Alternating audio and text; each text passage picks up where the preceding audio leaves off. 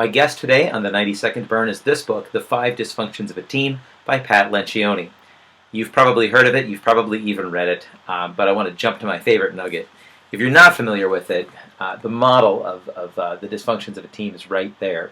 We have to have trust before we can engage in productive conflict, before we can get everyone to be committed, before we can start to hold each other accountable, before we can start to have results. You can have some of those things without the others as they build on each other, but that's the dysfunction. You have all five, and there's very little interference. You can get a lot done.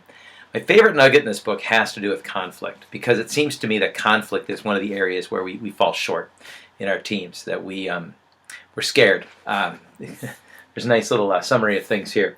Teams that fear conflict have boring meetings. They create environments where politics and attacks thrive. They ignore controversial topics. They fail to get all the opinions and perspectives from team members.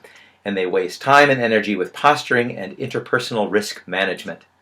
It's not that unhealthy conflict equals people fighting and backstabbing. Oftentimes, unhealthy conflict is people not being open and people being too nice to protect feelings.